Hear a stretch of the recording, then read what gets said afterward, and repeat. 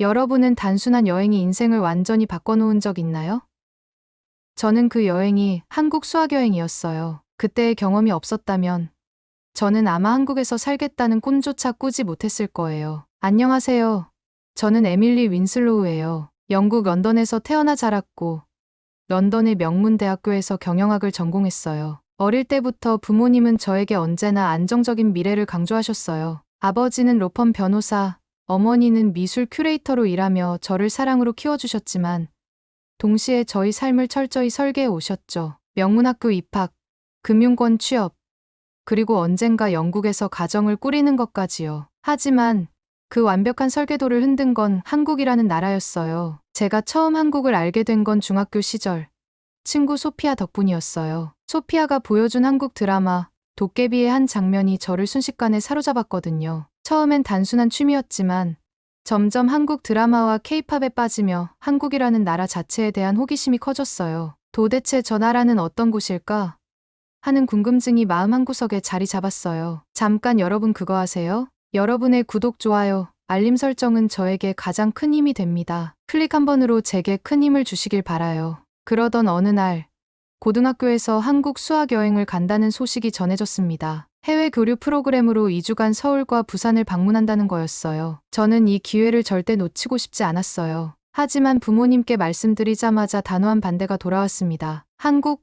너무 멀잖아. 에밀리, 유럽 쪽은 안 돼? 엄마, 이건 단순한 여행이 아니에요. 저는 정말 한국을 직접 보고 싶어요. 며칠간의 설득 끝에 부모님은 마지못해 허락하셨지만 조건이 있었어요. 다녀오되 절대 혼자 돌아다니지 말고 조심해라. 전 그제야 활짝 웃으며 말했어요. 고마워요.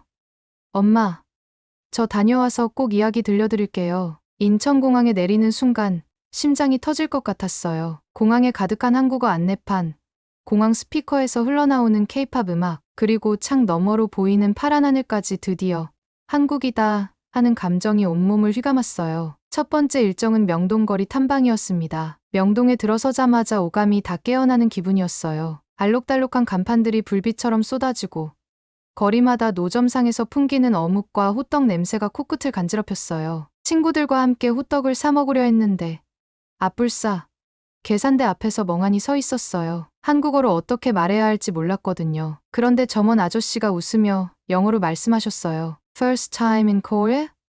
Welcome. 그 따뜻한 한마디에 긴장이 풀렸습니다. 호떡 한 입을 베어 물자 바삭한 것과 달콤한 꿀이 입안 가득 퍼졌고 저는 그 자리에서 두 손을 모으고 감탄했어요. 이 맛 한국. 너무 좋아. 서울 여행 중 가장 마음에 남았던 건 한강 야경이었어요. 저녁이 되자 유람선에 올라 강바람을 맞으며 친구들과 사진을 찍었어요. 서울의 빛나는 스카이라인이 물 위에 반짝이는 모습은 마치 드라마 속 한 장면 같았습니다. 그러던 중 갑자기 유람선 위에서 작은 이벤트가 열렸습니다. 노래 경연 참가자를 모집한다는 거였어요. 친구들이 저를 보며 깔깔대며 말했어요. 에밀리, 너 맨날 케이팝 따라 부르잖아. 한번 해봐. 전 얼굴이 빨개지며 손사래를 쳤지만 친구들이 결국 등을 떠밀어 무대에 서게 됐습니다. 머릿속이 하얘지며 겨우 떠올린 노래는 BTS의 Spring Day였어요. 마이크를 잡고 첫 소절을 부르자 심장이 쿵쾅거렸어요. 그런데 유람선 안에 있던 한국인들이 박수를 치며 함께 후렴구를 따라 불러주었어요. 저는 그 순간 울컥했습니다. 한국어는 아직 서툴지만 노래를 통해 그들과 하나가 된 것 같았거든요. 노래가 끝나고 행사 진행자가 밝게 웃으며 말했어요. 참 잘 불렀어요. 한국 좋아요? 전 숨을 고르며 바로 외쳤습니다. 너무 좋아요. 정말 사랑해요. 코리아.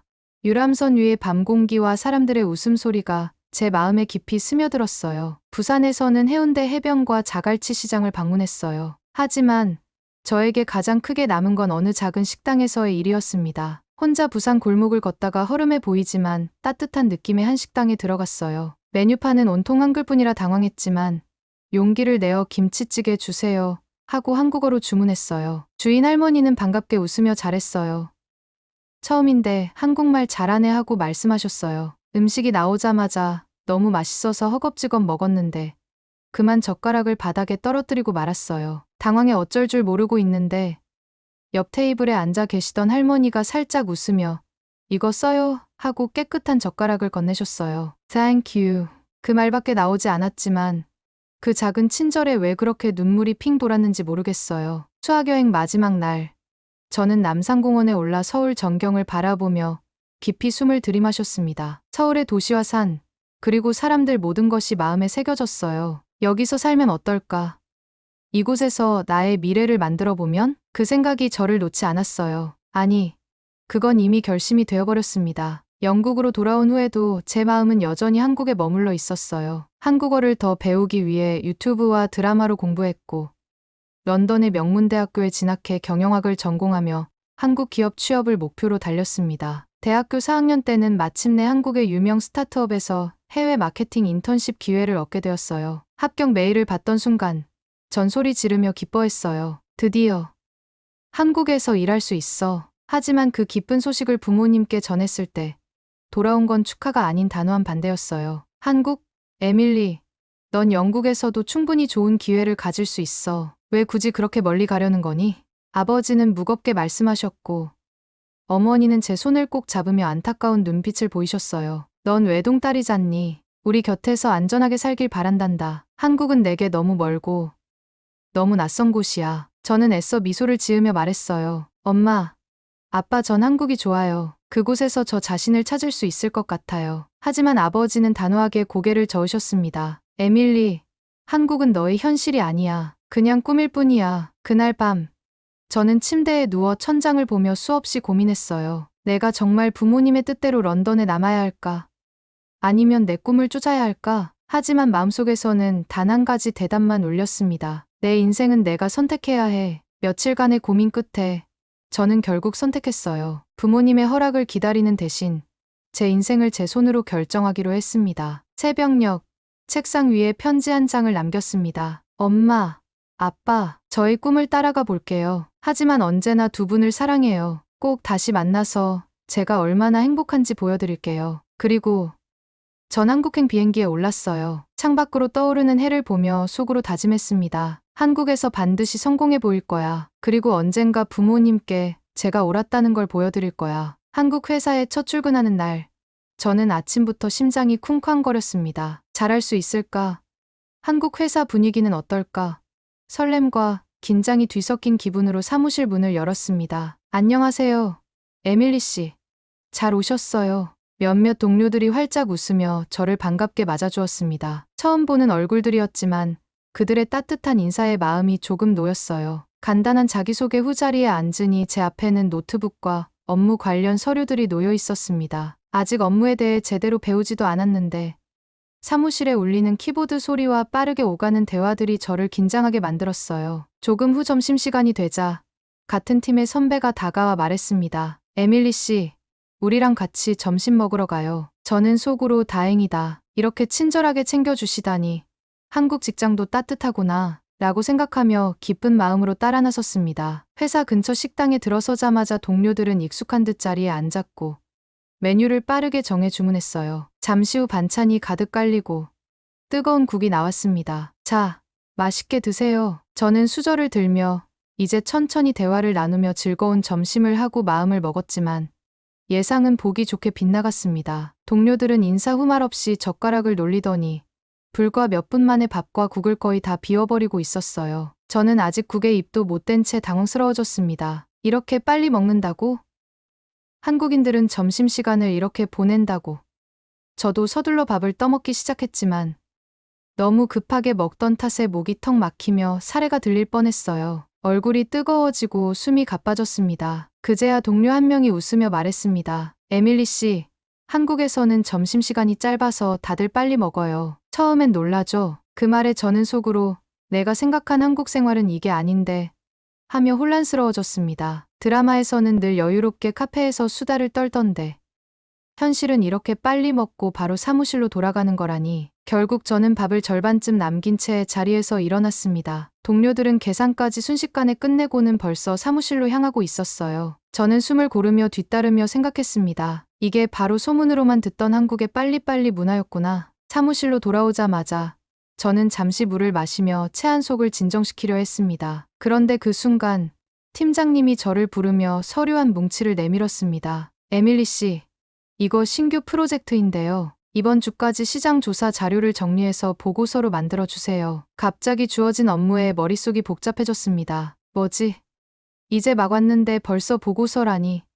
어디서부터 시작해야 하지? 모니터 앞에 앉아 한숨을 내쉬며 키보드를 두드리기 시작했어요. 영어 자료는 어느 정도 자신 있었지만 문제는 한국어 자료였습니다. 낯선 단어들이 빼곡히 담긴 문서들을 읽으려니 눈이 빙빙 돌았어요. 검색창에 하나하나 단어를 찾아가며 작업했지만 속도는 도저히 나지 않았습니다. 시간이 흐를수록 손에 땀이 배고 심장은 점점 더 두근거렸어요. 이거 어떻게 다 하지? 그때 제 옆자리에서 부드러운 목소리가 들렸습니다. 에밀리 씨, 괜찮아요?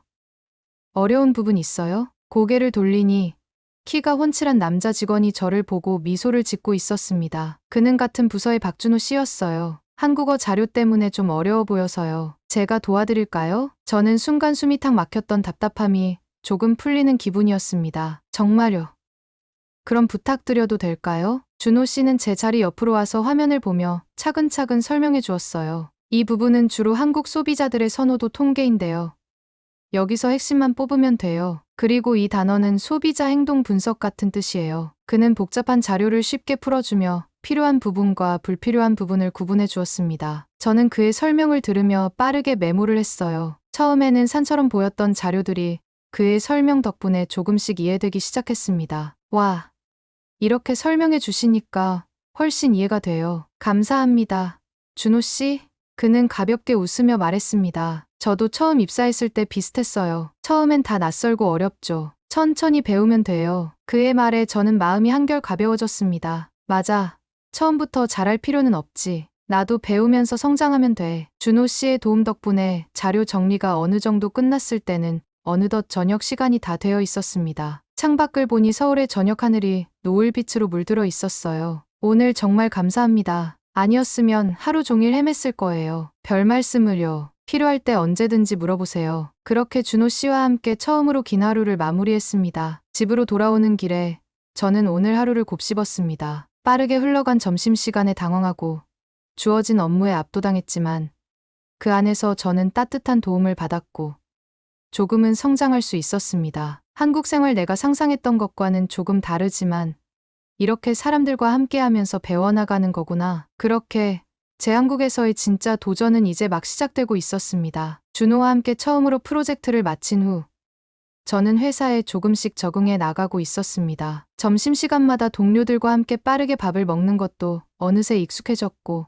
빨리빨리라는 말이 자연스럽게 입에 붙기 시작했어요. 하지만 그 중에서도 제게 가장 큰 변화는 준호 씨와 가까워졌다는 것이었습니다. 준호 씨는 회사에서 언제나 저를 챙겨주는 사람이었습니다. 회의 중에 한국어 표현이 어려워 머뭇거릴 때면 자연스럽게 제 말을 정리해주곤 했어요. 그러면서도 절대 제가 부족하다고 느끼지 않게 에밀리 씨가 포인트를 잘 짚어주셨어요. 덕분에 좋은 아이디어가 나왔네요. 라고 칭찬을 아끼지 않았습니다. 어느 날은 이런 일도 있었습니다. 회사에서 중요한 발표를 앞두고 발표 자료를 한국어로 준비하던 중이었어요. 발표 내용은 자신 있었지만 한국어 발음이 걱정이었습니다. 연습하다가 한숨을 내쉬는 저를 본 준호 씨가 다가왔습니다. 에밀리 씨, 제가 같이 연습해 드릴까요? 정말요?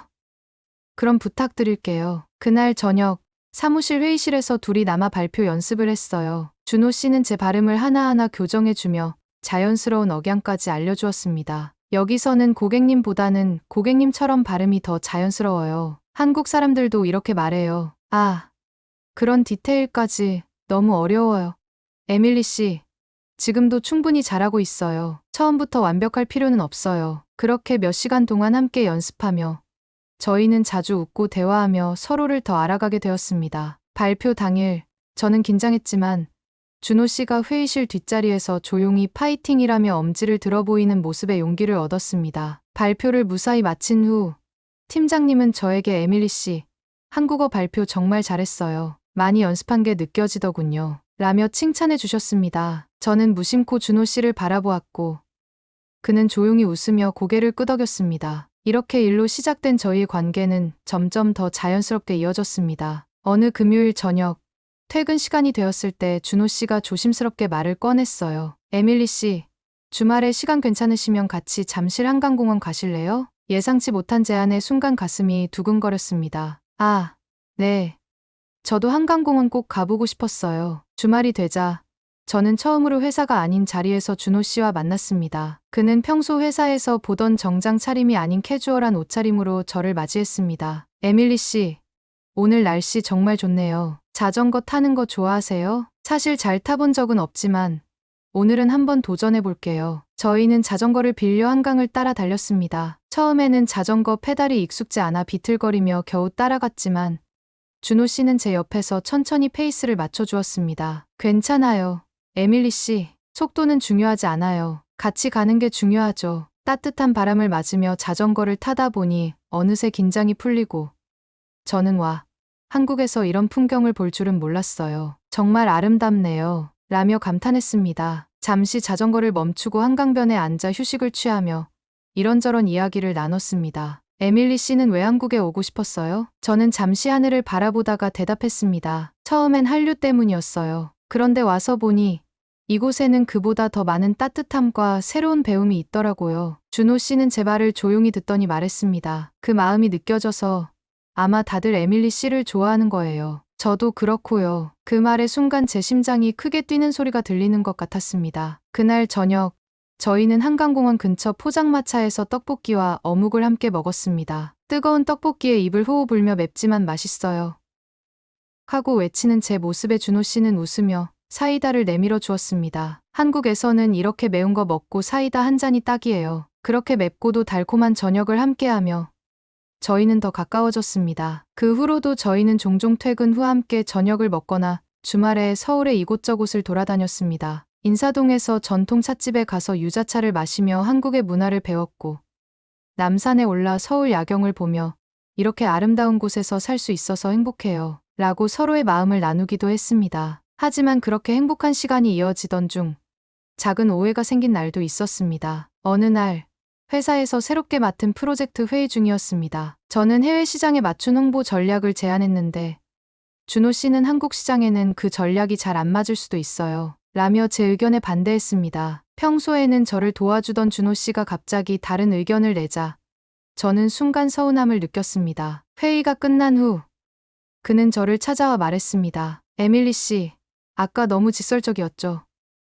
기분 상하게 했다면 미안해요. 하지만 저는 에밀리 씨의 아이디어가 더 좋은 방향으로 발전할 수 있다고 생각해서 그랬어요. 그제야 저는 그의 진심을 이해할 수 있었습니다. 아니에요. 오히려 저를 더 생각해 주셨던 거네요. 제가 너무 예민했어요. 그날 저녁, 저희는 함께 밥을 먹으며 서로의 생각을 털어놓았습니다. 그 과정에서 저는 알게 되었어요. 준호 씨는 언제나 저를 응원해주는 사람이지만 필요할 때는 제가 더 나아지도록 직언을 해줄 수 있는 사람이기도 하다는 것을요. 그렇게 저희는 함께 일하며 함께 웃고 함께 부딪히며 점점 더 서로에게 소중한 사람이 되어갔습니다. 한국에 와서 저는 많은 것을 배웠습니다. 사람들과 부대끼며 성장하는 법, 새로운 문화를 이해하고 받아들이는 법, 그리고 누군가와 함께하는 소중함까지요. 그리고 이제는 마음속 깊이 알 수 있었습니다. 이곳에서의 제 삶은 단순한 한국 생활이 아니라 우리의 이야기가 되어가고 있다는 것을요. 준호와 함께한 시간이 쌓여 갈수록 저희 사이는 더욱 깊어졌습니다. 함께 일하며 서로의 부족함을 메워주고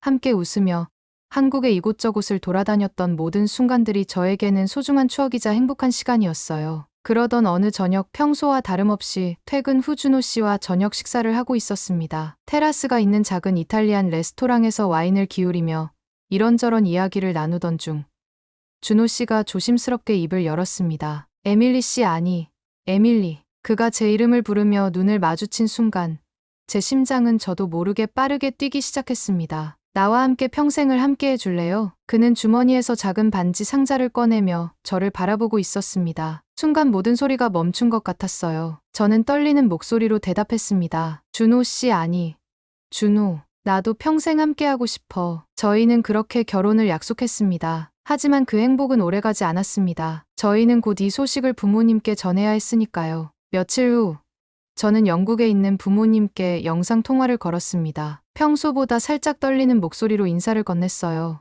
엄마, 아빠 잘 지내시죠? 그래. 에밀리, 얼굴 보니까 반갑구나. 무슨 일이야? 잠시 망설였지만 저는 용기를 내어 말을 꺼냈습니다. 저 결혼하려고 해요. 화면 속 부모님의 얼굴이 순간 굳어졌습니다. 어머니의 목소리가 먼저 들려왔습니다. 결혼. 누구랑? 함께 일하는 한국 사람이에요. 이름은 박준호고요. 정말 좋은 사람이에요. 잠시 정적이 흘렀습니다. 그리고 아버지의 무거운 목소리가 들려왔습니다. 한국 사람. 에밀리, 넌 대체 뭘 하고 있는 거야? 그 먼 나라에서. 그것도 우리가 알지도 못하는 사람과 결혼을 한다고? 어머니도 격앙된 목소리로 말씀하셨어요. 너 제정신이니? 외동딸인 내가 이렇게 멀리서 우리 곁도 아니고 한국에서 결혼을 한다고?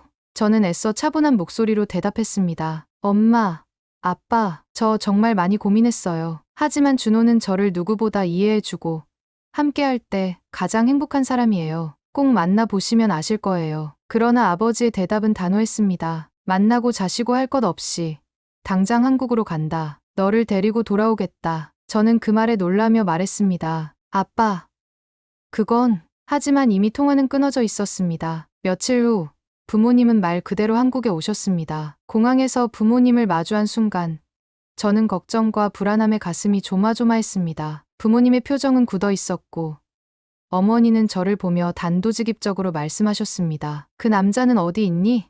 당장 보자. 저는 부모님을 모시고 준호 씨와의 만남을 주선했습니다. 부모님과 준호 씨가 처음 마주한 순간 공기는 무겁게 가라앉았습니다. 그러나 준호 씨는 한치의 흔들림 없이 공손하게 인사하며 바로 영어로 대화를 시작했습니다. 그는 영어가 매우 능숙했기 때문에 부모님과의 대화를 무리 없이 자연스럽게 이어나갔습니다. 안녕하십니까. 박준호입니다. 에밀리를 진심으로 사랑하며 소중히 모시겠습니다. 아버지는 냉랭한 눈빛으로 준호 씨를 바라보며 말했습니다. 당신이 우리 딸을 사랑한다는 걸 우리가 어떻게 믿어야 하지? 준호 씨는 잠시도 주저하지 않고 답했습니다. 말로는 부족할 것입니다. 하지만 저는 제 행동으로 보여드리겠습니다. 에밀리가 한국에서 외롭지 않게 언제나 곁에서 함께하며 지켜주겠습니다. 그날 이후 부모님은 준호 씨를 곧장 인정하지는 않으셨습니다. 하지만 함께 있는 시간은 자연스럽게 쌓여갔어요. 다음 날 준호 씨는 부모님을 모시고 서울 구경에 나섰습니다. 인사동 골목에서 전통 찻집에 들어가 따뜻한 유자차를 함께하며 한국의 문화를 소개했고 부모님께서 한국의 다도를 흥미롭게 바라보는 모습이 보였습니다. 이 차 정말 향이 좋군요. 영국의 홍차만큼이나 한국에서는 이런 전통차가 사랑받고 있습니다. 에밀리 씨도 이런 차를 참 좋아해요. 그렇게 부모님은 처음으로 한국의 정취를 느끼며 마음을 조금 열기 시작하셨습니다. 저녁에는 작은 한정식집에 함께 갔습니다. 정갈하게 차려진 반찬들을 보며 어머니는 놀라며 말씀하셨어요. 이렇게 작은 반찬이 이렇게 다양하게 나오다니 신기하구나. 준호 씨는 어머니의 그 말에 부드럽게 설명했습니다. 한국에서는 밥상에 많은 정성과 마음을 담습니다. 가족이 함께 나누며 따뜻함을 느끼는 것이 중요하거든요. 식사가 끝난 후 아버지는 여전히 굳은 표정이었지만 어머니의 얼굴은 조금씩 부드러워지고 있었습니다. 며칠 후 예상치 못한 일이 생겼습니다. 어머니께서 호텔 로비에서 미끄러지며 발목을 살짝 접질리셨습니다. 저는 순간 당황했지만 준호 씨는 재빠르게 어머니를 부축하며 걱정스러운 얼굴로 말했습니다. 어머니, 많이 아프세요? 병원에 바로 모셔가겠습니다. 병원에 도착해 진료를 받는 동안 준호 씨는 어머니 곁을 떠나지 않고 필요할 때마다 물을 건네며 괜찮으세요? 하고 살뜰히 챙겼습니다. 어머니는 처음에는 어색해 하시더니 이내 조용히 말씀하셨습니다. 이렇게까지 고맙구나, 준호 씨. 그날 저녁 호텔로 돌아온 어머니는 제게 작은 한숨을 내쉬며 말했습니다. 에밀리, 준호 씨가 정말 좋은 사람이구나. 그리고 마침내 아버지가 저를 불러 조용히 말씀하셨습니다. 에밀리, 내가 왜 저 사람을 선택했는지 이제 알 것 같구나. 그는 말이 아닌 행동으로 보여주더구나. 저는 그 말에 눈물이 핑 돌았습니다. 아빠, 고마워요. 저 정말 행복하게 살게요. 그렇게 부모님은 마침내 저희의 결혼을 허락해 주셨습니다. 그 후로 부모님은 한국에서 조금 더 머물며 준호 씨와 함께 한국을 둘러보셨습니다. 경복궁의 고즈넉한 풍경 앞에서는 이곳에 이렇게 아름다운 역사가 있구나라며 감탄하셨고 남산타워에 올라 서울의 야경을 보며 에밀리, 내가 이곳을 사랑할 수밖에 없었겠구나라고 말씀하셨습니다. 어머니는 한국의 전통시장에서 아기자기한 그릇을 사며 즐거워하셨고 아버지는 한강변을 거닐며 조용히 말씀하셨습니다. 에밀리, 한국 참 좋은 곳이구나. 너라면 이곳에서 행복하게 살 수 있을 것 같다. 마침내 출국하는 날 부모님은 저와 준호 씨에게 이렇게 말씀하셨습니다. 에밀리, 너희 선택을 존중한다. 준호 씨, 우리 딸을 잘 부탁하네. 준호 씨는 허리를 굽히며 대답했습니다. 두 분의 소중한 딸을 평생 함께하며 지키겠습니다. 부모님은 마지막으로 저를 꼭 안아주시며 말씀하셨습니다. 에밀리, 너의 행복이 우리의 행복이다. 그리고 가끔은 우리도 한국에 놀러 와도 되겠지? 저는 웃으며 대답했습니다. 언제든지요. 엄마, 한국에도 가족이 생겼으니까요. 부모님이 떠난 후 준호와 저는 서로를 바라보며 손을 맞잡았습니다. 이제 저희는 함께 걸어갈 길 위에 서 있었습니다. 부모님의 인정, 한국에서의 사랑, 그리고 함께한 모든 시간들이 저희의 이야기를 더욱 단단하게 만들어 주었습니다. 저는 이곳에서 사랑하는 사람과 함께 새로운 가족을 이루며 저만의 진짜 행복을 만들어가고 있습니다. 오늘의 이야기는 여기까지입니다. 오늘의 사연이 마음에 드셨다면 구독, 좋아요 부탁드리겠습니다. 소중한 시간 긴 이야기 끝까지 들어주셔서 진심으로 감사합니다. 앞으로도 더 좋은 사연으로 여러분을 찾아오겠습니다. 시청해 주셔서 감사합니다.